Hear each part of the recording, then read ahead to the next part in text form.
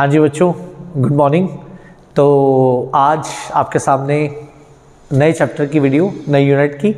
तो हम करेंगे आज शुरू chapter 8, that is human health and diseases. बहुत बच्चों के मैसेजेस आ रहे हैं कि सर इस चैप्टर की वीडियो डालो, क्योंकि बहुत बड़ा चैप्टर है और इंपॉर्टेंट कीवर्ड्स के बारे में नहीं पता है, तो मैं उसकी वीडियो आज शेयर करने लगा हूँ।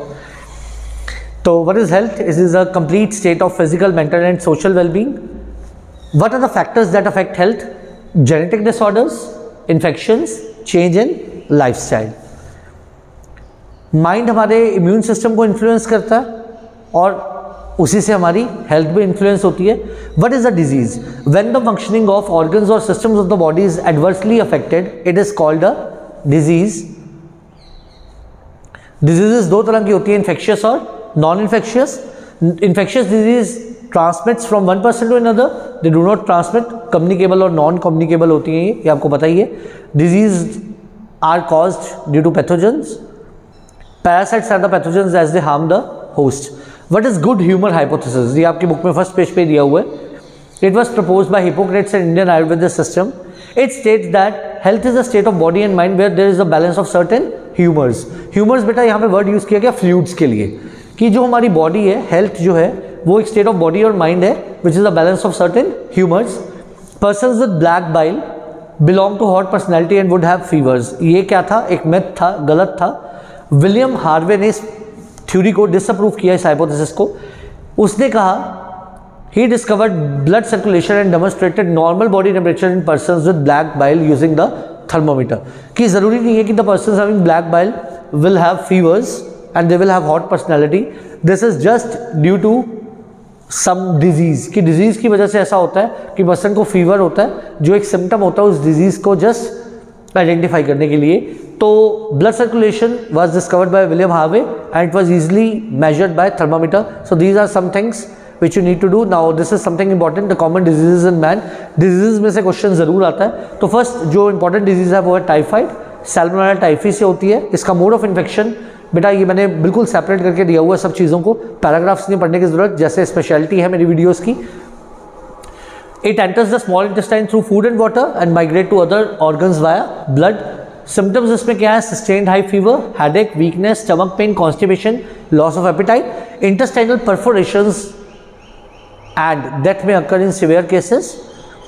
Widal test is used for confirmation of this disease.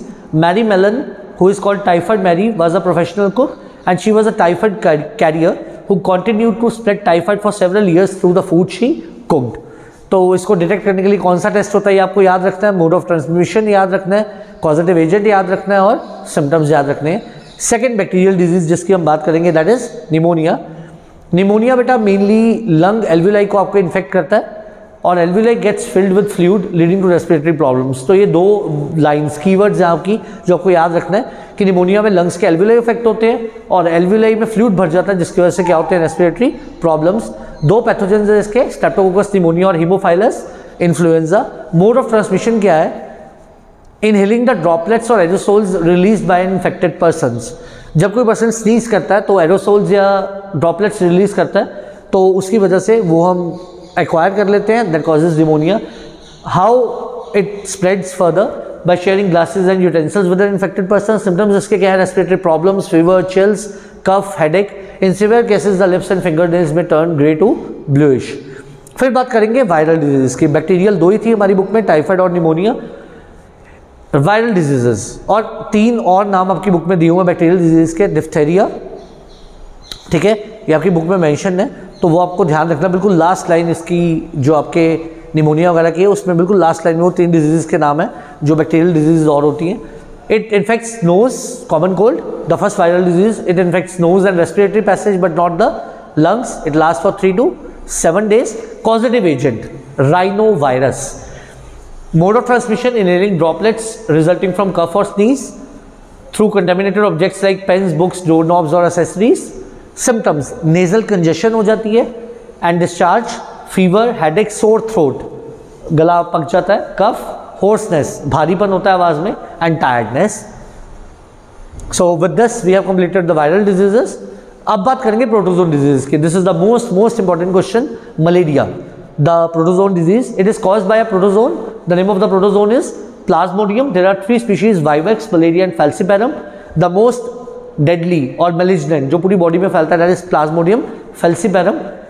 Mode of transmission, it is transmitted by the bite of a female anopheles mosquito.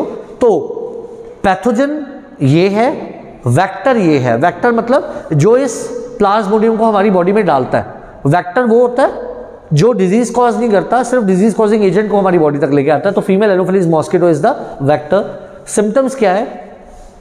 जब प्लाज्मोडियम हमारे आरबीसीज रेड ब्लड सेल्स पे अटैक करता है, red blood cells burst करते हैं, they release a chemical hemozoin which is responsible for causing chills and high fever recurring every 3 to 4 days। तो बेटा ये आपको याद रखना है, what is the cause of chills or reoccurring fever during malaria? That is when the plasmodium attacks our RBCs, they burst, they release hemozoin which is the cause of chills and high fever for 3 to 4 days। अब ये malaria का life cycle है बेटा। तो malaria का life cycle आपको बहुत अच्छे से याद करना है, आपकी बुक में बहुत एक अच्छा डायग्राम बना हुआ है। तो मैं यहाँ से शुरू करूँगा। जो प्लाज्मोडियम है वो पैथोजन है, उसके 2 होस्ट हैं, ह्यूमन होस्ट और मॉस्किटो। सबसे पहले होता क्या है, जब मॉस्किटो किसी ह्यूमन को बाइट करती है, फीमेल एनोफिलीज जिसको मलेरिया हो, तो उसके ब्लड में से वो क्या पिक करती है? गैमीटोसाइट्स। ठीक है, female anopheles mosquito human body में से प्लाज्मोडियम के गैमीटोसाइट्स पिक करेगी जो इन्फेक्टेड होगा मलेरिया से। Gametocytes are the sexual stages in the RBCs. फिर जब ब्लड सक कर लिया मॉस्किटो ने, उसने गैमीटोसाइट्स सक कर लिए।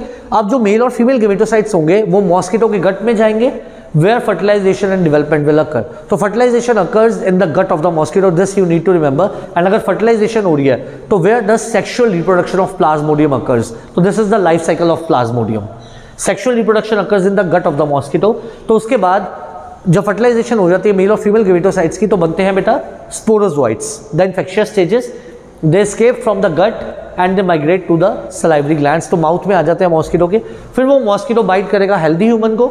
जब वो हेल्दी ह्यूमन को बाइट करेगा तो जो स्पोरोजोइट्स हैं they will reach the liver through blood.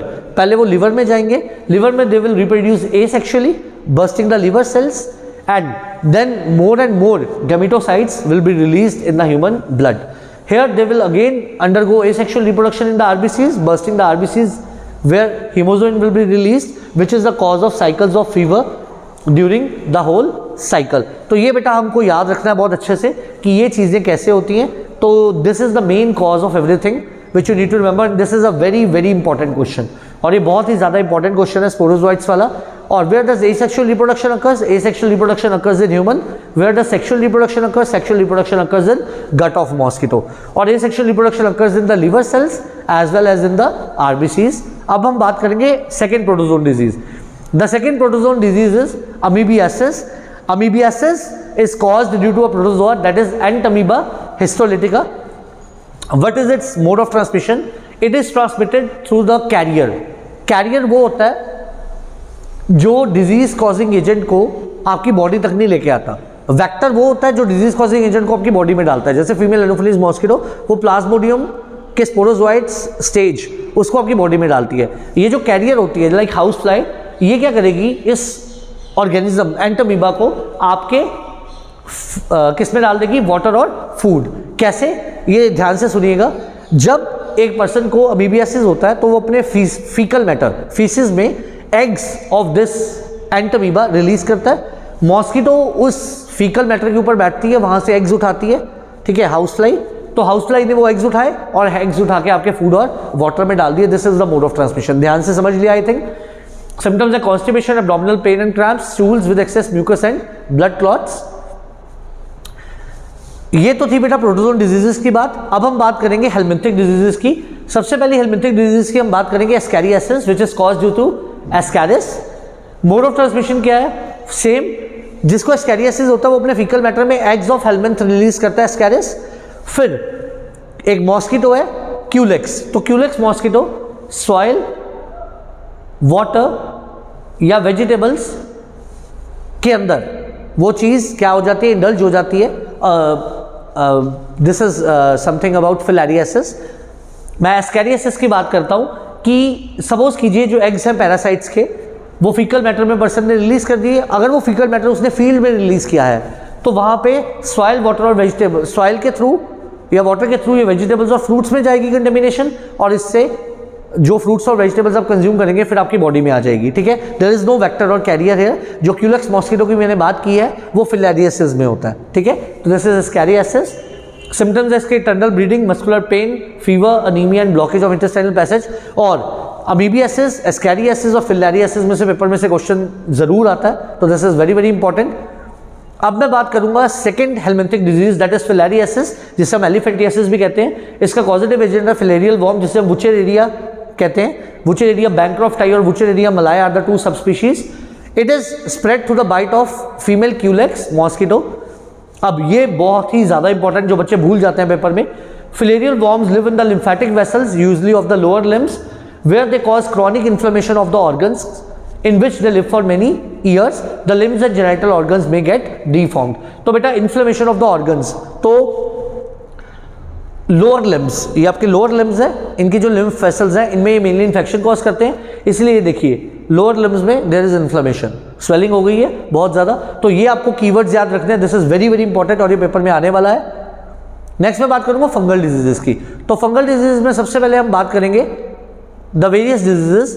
तो there are 3 particular genera of fungi which cause the disease ringworms. They are Microsporum, Trichophyton and Epidermophyton, and they cause the infection in groin and between the toes. What is the mode of transmission? The disease is spread from soil or by using towels, clothes, comb.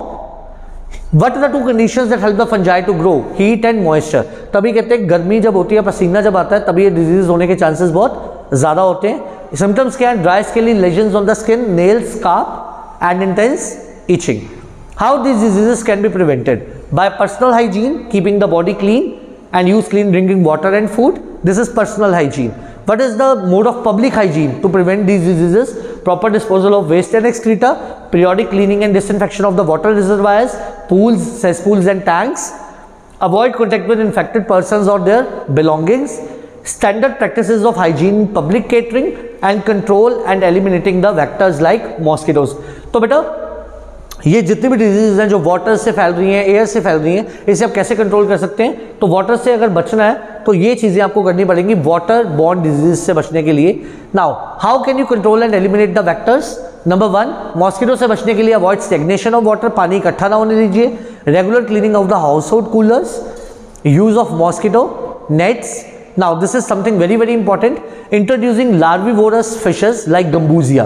Gambusia mosquito के larva को खा जाती है, तो अगर ये introduce कर देंगे जहाँ पे पानी में वाटर में लार्वा बॉर्न होते हैं मॉस्किटोज के।